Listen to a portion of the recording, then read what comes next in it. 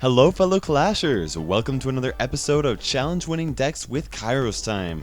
We're going to be resuming my normal format where we talk about one specific deck and talk about in depth how to use this deck in the majority of circumstances that I can even think of. So let's start this out. Now, of course, this is a Lava Hound deck. The Lava Hound is starting to make a grand entrance back into the game as a solid deck type because of the introduction of the Mega Minion. Now, the Lava Hound has always been a good deck to use, but with the Mega Minion and the Inferno Dragon, it makes it even stronger. Now, what you're going to be doing with this Lava Hound is you want to try and use it as frequently as you can. If it's in your opening hand, I highly recommend using it right off the bat because it allows you to build up a push that is just difficult for your opponent to stop. Now, that being said, if you wait till you have 10 Elixir, then you'll have 3 Elixir left when you place down your Lava Hound that can be used to defend whatever push your opponent is trying to make, at least hopefully. And that's not going to be able to stop every single push, but the whole goal is to be able to stop the majority of them. You have the Tombstone and the Miner, even if you need to, the Arrows, and also the Mega Minion are all great cards that you can use in a situation to try and stop a push that your opponent's making. Because when you place down the Lava Hound, your opponent is likely to push the opposite side, it's important to have those cards available and ready to do just in case your opponent does do some type of a push. Now, the Inferno Dragon is a great addition to this game. However, it is very easily distracted and takes a long time to charge up. Because of that, it can take some practice to learn how to use the Inferno Dragon, but if you do so on defense, then that's a great way to start learning how to use the Inferno Dragon, and once you've become a little bit more advanced in his usage, then you'll be able to use the Inferno Dragon more on offense, like our friend Aha is here. Now, Aha is a master of challenges. He's created several different decks and has given me many replays to be able to use. He recently left Son of a Witch to join Kairos Warriors, which is my trophy pushing clan. If you're above 3,000 trophies and you're interested in joining a trophy pushing clan with my channel, then we would love for you to fill out an application. More details are included in the application below. That being said, if you're wanting to be part of a trophy pushing clan that is already organized and is already very competitive, Son of a Witch is a fantastic clan that you can join. They've been like family to me, and they're actually still one of my sister clans, so they're great. The next card in this deck is the Miner. The Miner is such a great card to be used in this deck because it can clear common counters to the Lava Hound like the Princess, the Ice Wizard, Musketeer, even the Wizard once they are targeting onto your Lava Hound. If you have ways to clear them without using your Miner, then, or even if they're not even on the arena, then you can place the Miner at the tower as a primary way to distract the opponent's tower so that it will tank for the lava pups, which are just going to annihilate a tower if they're not dealt with quick enough. So the Miner is a great card to be using in here. Now, if you do not have the Miner, you can try to switch him out with the Knight, Lumberjack, or Ice Golem. That'll require some really good timing on your part by placing them on the bridge so that they will reach the opponent's tower when your Lava Hound pops. That being said, if you're wanting a different type of card to be using in here, you could definitely use the minions or even a balloon or a baby dragon if you're willing to try that out. That being said, the Miner definitely is my favorite to include in this combination if you do have him. The next card in here is the Lightning. Now, the Lightning should not only be used defensively. The Lightning is a great card to use when your opponent has a lot of anti-air troops surrounding the tower that you're going after and clearing them all in one shot, along with taking off a good chunk of health off your opponent's tower.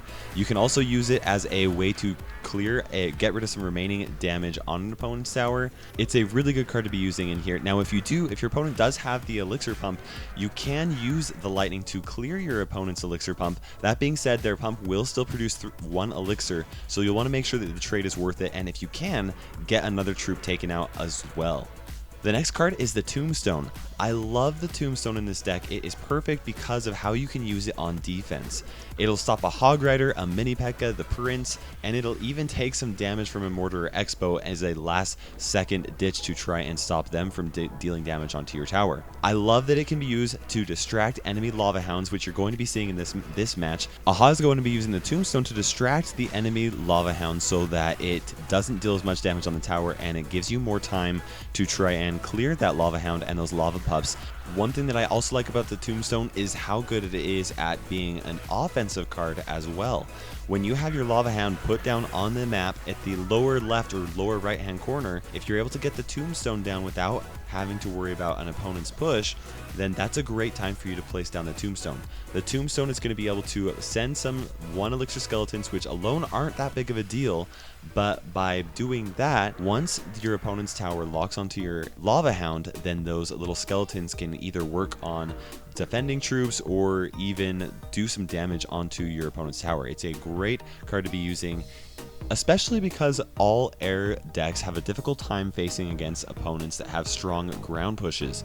The Tombstone allows you to stop those ground pushes. What's really good about this deck is the fact that it is able to take care of ground troops because it also has the Mini P.E.K.K.A in here. The Mini P.E.K.K.A is your obvious choice when it comes to stopping ground attacks. He's great at clearing heavy tanks like the Giants and even Golems, and can be used to get rid of Hog Riders, Valkyries, and a lot of other cards for an equal or even better trade. If you don't have the time to get your Lava Hound to the tower, a Mini P.E.K.K.A is actually a great option in this deck if you have really good timing with your arrows. He'll go pancakes on your opponent's tower if he can get to it by himself. One great card to pair up with the Mini P.E.K.K.A when you are needing that last second push is also the Inferno Dragon. That can make it difficult for your opponent, especially if they don't have a lot of distracting troops.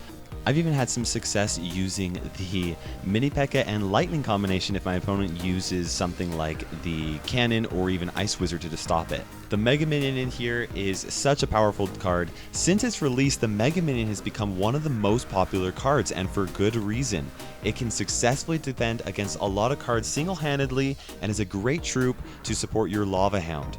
For the best results, you can use the Mega Minion so it's right behind your Lava Hound, and if you do this, your opponents can have a really hard time targeting the Mega Minion without targeting the Lava Hound, and that means that your Mega Minion is going to be able to remove all enemy defenses.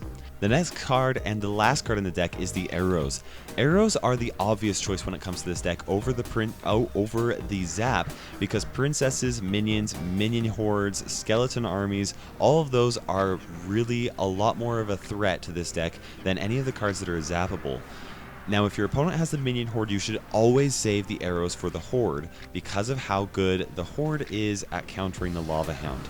If your opponent has the skeleton army, you'll want to save the arrows for them, since this deck doesn't really have a solid way of clearing swarms of troops.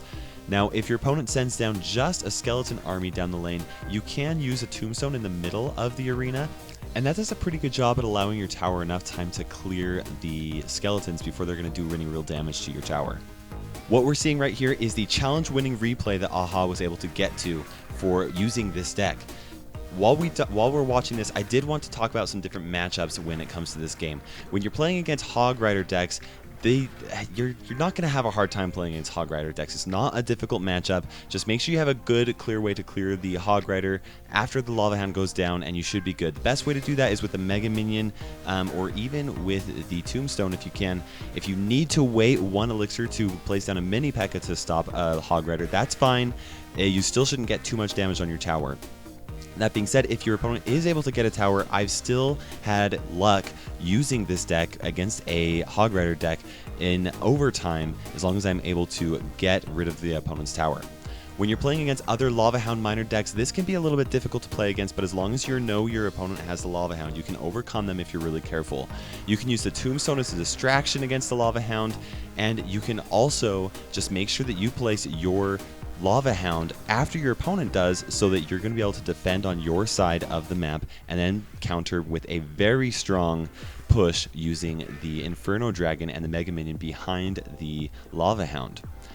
When you're playing against the Ice Wizard and Princess defense combination, that can be a little bit difficult to do. You're seeing a deck right here that uses that, but if you're careful about how you play around this deck, then it shouldn't give you too much difficulty. You can use the arrows to clear the princess and even the miner if you really need to, but if you have both a miner and the princess down on the ground, one of the best things that you can do is wait until they have both locked on to your Lava Hound, and then use your miner to clear the Ice Wizard and the arrows to clear the princess, and that will give you full access to the tower and be able to take it out.